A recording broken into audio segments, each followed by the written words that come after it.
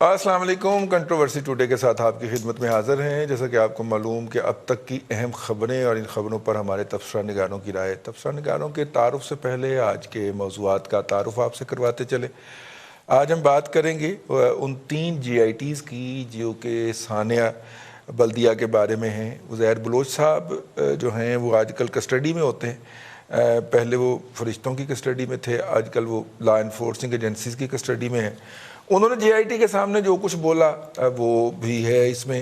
پھر ثانیہ بلدیہ کے اوپر ڈائریکٹ جو تھی وہ ایک GIT بنی, اس کی رپورٹ بھی ہے. اور ایک نثار مرائی صاحب کے کیس میں بھی GIT بنی تھی, اس میں بھی ہے.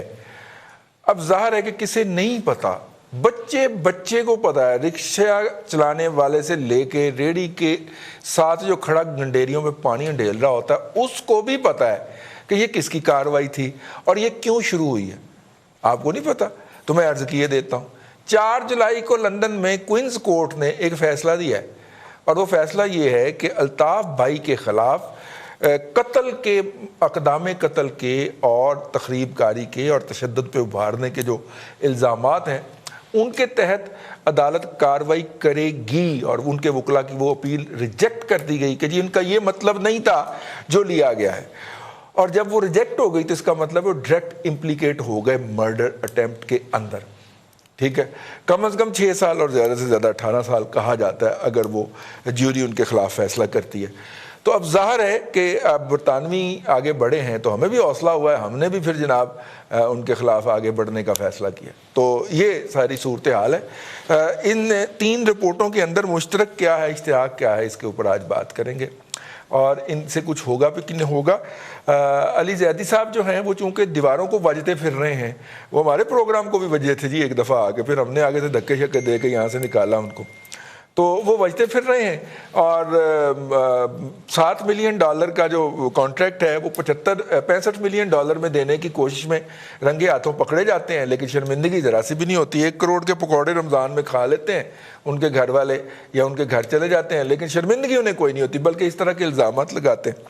آج انہوں نے پیپلز پارٹی کی قیادت پہ بھی الزام لگا دیا کہ جی ان کے نام بھی ہیں, تو پیپلز پارٹی نے ریئیکشن میں آ کے وہ رپورٹ جاری کر دی. اگرچہ رپورٹ لوڈ ہوتے ہی جو تھا سرور بیٹھ گیا سندھ گورنمنٹ کا, لیکن انہوں نے اپنا فرض ادا کر دیا. چند ہو سکتا ہے جب یہ پروگرام آپ کی وزارتوں کے تک پہنچے اس وقت تک وہ سرور بحال ہو چکا ہو, لیکن ان کا یہ چیلنج ہے کہ اس میں سے پیپلز پارٹی کی قیادت کا نام تو اسی کہنا سی کہہ دیتا الزام لاتا ہوں تسی آپ پہ جانو تہاڈا کام جانے.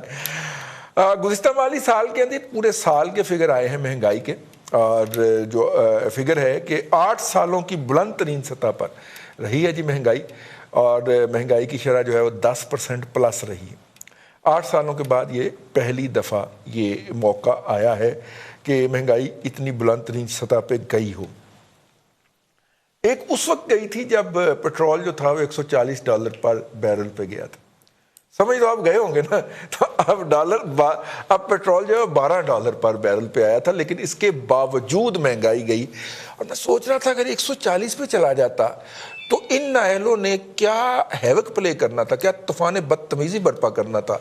انہوں نے تو کروا دینی تھی یہاں پہ خانہ جنگی شروع کروا دینی تھی جتنے کہ یہ لائق لوگ ہیں. یہ دوسرا موضوع ہوگا جی ہمارا, اور آج کا تیسرا موضوع ہے کہ کرونا کے بے رحم وار جاری ہیں. 4808 لوگ ہو گئے جہاں بھاگ ہونے والوں کی تعداد. ہم نے احتیاطاً کرونا پہ کنٹرول پانے کے لیے اس کے ٹیسٹوں کی تعداد آدھی کر دی ہے, بلکہ آدھی سے بھی سنا اب کم کر دی ہے. اور اب ہم یہ کہہ رہے ہیں کہ جناب دیکھیں رزلٹ پازیٹیو کم آ رہے ہیں, تو لہذا اس کا مطلب ہے کہ کرونا کنٹرول ہو گیا ہے. جب آپ 1/4 کر دیں تو کرونا اس سے بھی زیادہ کنٹرول ہو جائے گا. یہ کیسی بات آپ کر رہے ہیں. تو خیر اس کے اوپر بھی بات کریں گے. آج کے مہمانوں کا آپ سے تعارف کرواتے چلیں. میاں سیف الرحمان صاحب جی کالمسٹ ہیں, ایڈیٹر ہیں, سینئر ہیں, صحافی ہیں, اور صاحب الرائے صحافی ہیں. بہت شکریہ سر آپ کا. ان کے ساتھ جناب ہمدم درینہ ارسلان رفیق بھٹی صاحب ہمارے لاہور بیورو چیف, اور اسلام آباد میں ہمارے بیورو چیف اسلام آباد جناب ممتاز بھٹی صاحب اس وقت ہمارے ساتھ شریک ہیں. اور فون پہ ہم کوشش کریں گے کہ کراچی کے کسی جرنلسٹ کو پکڑا جائے اور ان سے لیتے ہیں. تو ہمارے رپورٹر ہیں جی, کیا نام ہے جی ان کا پروڈیوسر صاحب؟ جی ہمارے رپورٹر ہیں ندیم شہزاد صاحب اس وقت کراچی سے ہمارے ساتھ, تو ان سے بات کر لیتے ہیں. السلام علیکم ندیم صاحب. جی وعلیکم السلام۔ اچھا بھیا کیا حال ہے، اور یہ بتائیے کہ یہ اتنی رپورٹیں آتی جا رہی ہیں یار، یہ رپورٹی میں حقائق کہیں گم ہی ہو گئے ہیں۔ ایک رپورٹ جو ہے وہ کوئی بات کہتی ہے، ایک رپورٹ کوئی اور بات کہتی ہے، یہ ہو کیا رہا ہے؟ جی جی آئی ٹی کے حوالے سے دیکھیں جی، علی زیدی جو کہ بحری امور کے وزیر تھے، انہوں نے ایک درخواست دائر کی تھی کہ ان کی جی آئی ٹی پبلش کی جائے، اور اس کے بعد اب جی آئی ٹی پبلش کرنے کے مرتضیٰ وہاب جو سندھ گورنمنٹ کے ترجمان ان کی جانب سے اعلان بھی کر دیا گیا باقاعدہ طور پر کہ اب ویب سائٹ پر پیر کو اپلوڈ کر دی جائیں گے۔ اب 2 جی آئی ٹی جو اس کے اپلوڈ تو کی گئی، لیکن نثار مورائی کی جو جی آئی ٹی ہے اسے روک دیا گیا ہے۔ اس پر اب اس جی آئی ٹیز کی جو رپورٹ پبلش کی گئی، اس پر تحفظات ضرور ہیں کہ عزیر جان بلوچ کی جی آئی ٹی کی اگر بات کی جائے تو عزیر جان بلوچ گینگسٹر تھا، جس پر اس وقت تمام تر ملبہ جو ہے عزیر جان بلوچ کے ساتھ اس وقت کے وزیر داخلہ جو ذوالفقار مرزا ان پر ڈال دیے گئے۔ لیکن دیکھا جائے تو وہ حکومت کے اس وقت بھی حصہ تھے۔ عزیر جان بلوچ نے جتنے بھی ماورا قتل کیے، گینگ وار بتہ اور اس کے علاوہ جتنے ملک دشمن سرگرمیوں میں بھی ملوث رہا ہے، اس کے ساتھ ان کے تانے بانے غیر ملکی ایجنسیوں کے ساتھ بھی ملے۔ علاقے کے اندر ایک لا قانونیت کی کیفیت تھی، ایک لا قانون کا ماحول چل رہا تھا، جو ان جی آئی ٹی میں ان پر الزامات بھی لگے کہ انہوں نے ایس ایچ اوز اپنے تعینات کروائے تھے، اپنا ایک ان کا قانون تھا، اپنا نظام تھا۔ لیکن اس وقت بھی دیکھا جائے تو ادارے کہاں تھے، اور اس وقت کی حکومت جو تھی کیونکہ پاکستان پیپلز پارٹی کی تھی، اور اس وقت کے وزیر داخلہ جو تھے آصف علی زرداری کے انتہائی قریبی دوست تھے، تو اس جی آئی ٹی میں یہ توقعات کی جا رہی تھی کہ شاید آصف علی زرداری یا فریال تالپور کا نام آئے، لیکن ان کے نام چونکہ اس میں ابھی تک نہیں آئے۔ لیکن یہ تانے بانے یعنی شہزاد آپ کہہ رہے ہیں کہ جو 2 رپورٹیں سامنے آئی ہیں ان میں تو آصف علی زرداری اور ان کی ہمشیرہ کا نام نہیں آیا، تیسری میں ہو سکتا ہے، آپ یہ فرما رہے ہیں؟ جی ڈائریکٹلی ان کے نام تو نہیں ہے، لیکن اگر ان کے تانے بانے دیکھے جو اس وقت کی جو حکومت تھی وہ پاکستان پیپلز پارٹی کی تھی، عزیر جان بلوچ کو اگر ذوالفقار مرزا کے ساتھ بھی ان کے تعلقات تھے، ان کے احکامات تھے، تو حکومت کے ڈائریکٹلی احکامات تھے، تو وہ تو ضرور جو یہی توقع کی جا رہی تھی کہ ان بڑے ناموں کو جو چھپا دیے گئے یا جن پر پردے ڈال دیے گئے، ان پردہ نشینوں کے نام سامنے آنے چاہیے تھے۔ بالکل ٹھیک ہے۔ اچھا ان رپورٹوں کے کنٹینٹ کے بارے میں کچھ فرمائیے گا کہ جس کے اندر یہ کہا گیا کہ جان بوجھ کے ایف آئی آر خراب کی گئی، اور جان بوجھ کے جو تھا وہ کیس ایسا ڈیولپ کیا گیا جس سے وہ بھولا اور وہ جتنے بھی چریا شریا تھے وہ سارے جو تھے وہ چھوٹ گئے، اور حماد صدیقی صاحب بھی جو تھے وہ بھی ملک سے باہر تشریف لے گئے۔ ایک دفعہ کہا گیا کہ ان کو واپس لایا جائے گا، پھر کسی نے اس کا نام نہیں لیا، اور فائنلی جو ہے وہ مل مالک کے نام کے اوپر مدعا ڈال کے وہ مدعا غائب کر دیا گیا۔ یہ بھی اس کے اندر ہے۔ تو اس میں کوئی سفارش بھی کی گئی ہے کہ کسی کے خلاف کارروائی کی جائے یا ایف آئی آر کو ریوائیو کیا جائے؟ کوئی اس طرح کی بات ہے جن کے اندر جو پہلے 2 سامنے آئی ہیں؟ جی اس حوالے سے تو جو جی آئی ٹیز اس وقت مرتب کی گئی یا جو تشکیل دی گئی تھی کمیٹی، اس وقت اثر رسوخ چونکہ حکومت کا تھا، اس وقت پاکستان پیپلز پارٹی اگر عزیر جان بلوچ کی جو گینگسٹر تھے ان کی جی آئی ٹی پہ اگر بات کر لی جائے تو اس وقت چونکہ پاکستان پیپلز پارٹی کا فل حکومت تھی وفاق میں صوبوں میں، تو اس جی آئی ٹیز کے جو نتائج تھے اس طرح تو اخذ نہیں ہو سکے۔ پھر ان کی جانکاری کس حد تک تھی کہ کراچی کے اندر دیکھا جائے تو بالکل قانون نام کی کوئی چیز نظر ہی نہیں آتی تھی۔ جو دیگر لا انفورسمنٹ ایجنسیز تھی ان کی جانب سے بھی باتیں سامنے آئی کہ وفاق آرڈر دے گا تو تب ان پر ایکشن ہوگا۔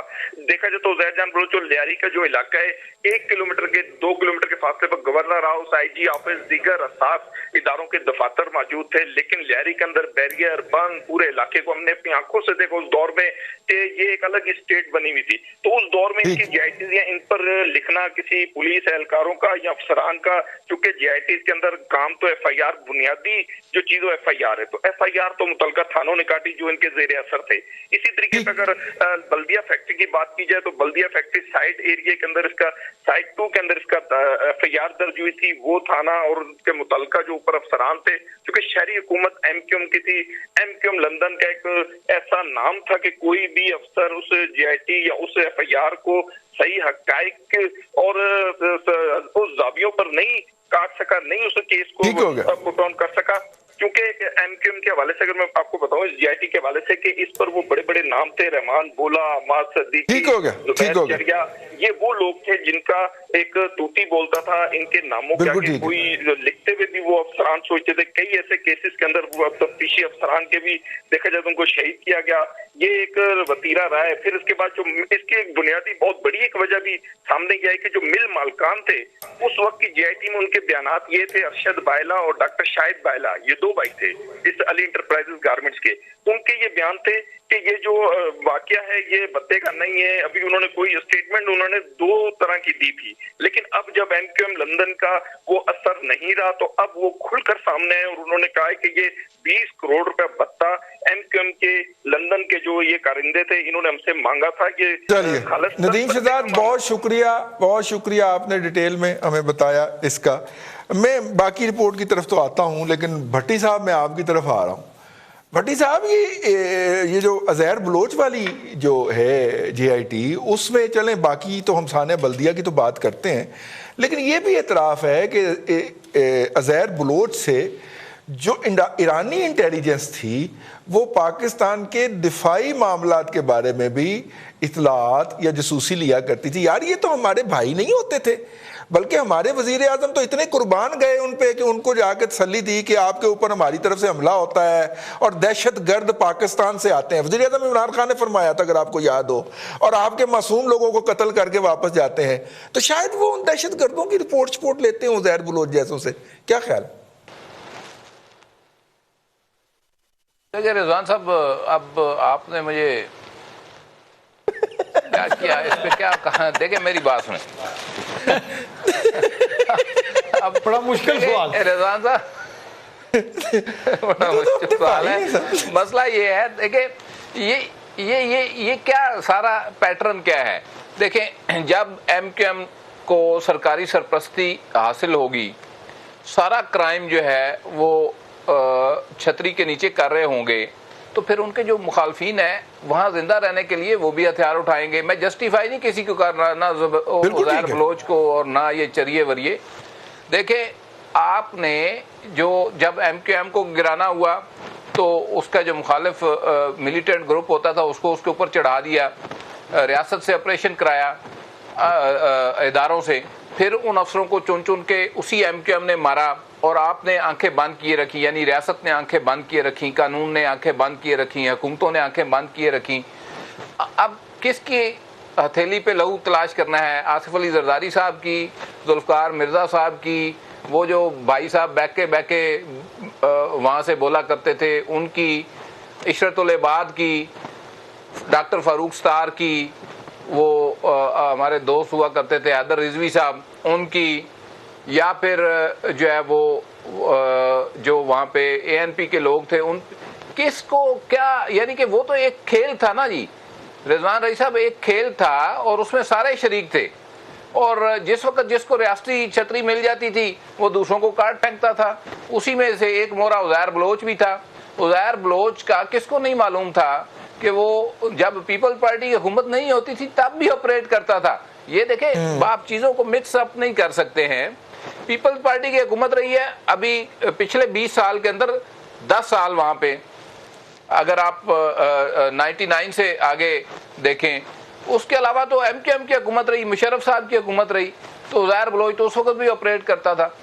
تو یہ ناسور جو ہے وہ ہم خود ان کو پنپنے دیتے ہیں. عشرت العباد کے اوپر سے کس طرح سے ایف آئی آر ہٹا کے راتوں رات صبح اسے گورنر کا اوتھ لیا گیا اور وہ لانگسٹ سرونگ گورنر ہے پاکستان کی ہسٹری کے اندر. تو وہ کیسز پھر کدھر گیا اس وقت، اور اب عشرت العباد کدھر ہے. تو دیکھیں یہ وہ کھیل ہے جو میرا خیال ہے بند ہونا چاہیے. اس سے ریاست کو نقصان ہوتا ہے.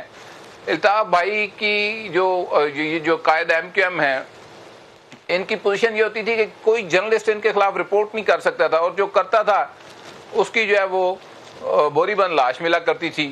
اور ریاست نے دیکھیں یہی بلوچستان کے اندر غنڈہ گردی ہے، اور جو ریاست کا نام لیتا ہے وہ نشانے پہ آ جاتا ہے، جو پاکستان کا نام لیتا ہے وہ نشانے پہ آ جاتا ہے. وہاں پہ جو حق کی بات کرتا تھا وہ نشانے پہ آ جاتا تھا، کبھی عزیر بلوچ کے، کبھی ایم کیو ایم کے، کبھی کسی اور مافیا کے. تو ان چیزوں سے اب ہمیں باہر نکلنے کی ضرورت ہے. अच्छा, फिर ये जो जिस सतह के ऊपर ये लोग ऑपरेट करते थे, चाहे वो MQM लंदन के लोग थे या पीपल पार्टी के लोग थे या और भी हैं मजहबी तंजीमों के भी, बाय द वे कराची के अंदर इसी तरह मिलिटेंट ग्रुप थे, इनके जितने ऑपरेशन थे ये आपको जो बाहर से सपोर्ट है उसके बगैर कंडक्ट ही नहीं किए जा सकते, क्योंकि बिल्कुल ठीक है। जब रियासत का चक्का उल्टा चलता था तो ये लोग फिर स्लिप हो जाते थे, कोई ईरान चला गया, कोई बलूचिस्तान चला गया, कोई लॉन्च के जरिए निकल गया, और ये सबको पता है चीजें, ये कोई ढकी छुपी बात नहीं। ये JIT वगैरह ये अब पॉलिटिकल पॉइंट स्कोरिंग है कि एक उसके ऊपर मलबा डालेगा, वो दूसरे के ऊपर डालेगा, और कौम को ये उलझाया जाता है। आज से भी अगर ये तहिया कर लिया जाए कि जराइम पेशा अफराद को किसी किस्म की कोई सरपरस्ती सियासी या रियासती या इदारा जाती, देखे ना इदारे के उन अफसरों का क्या कसूर था जिन्होंने उस वक्त की हुकूमतों या रियासत के लिए ऑपरेट किया और फिर उनके बच्चे भी मारे गए, और ये एक दो नहीं है, ये दर्जनों में है। तो ये मेरा ख्याल है कि ये खेल ही बंद होना चाहिए, चाहे सियासी जमातें खेल रही हों या कोई और खेल रहा हो। मियां साहब, जो लोग MQM को वोट डलवाया करते थे उन्होंने इस दफा PTI को वोट डलवा दिए और PTI को कराची से जितवा दिया। फिर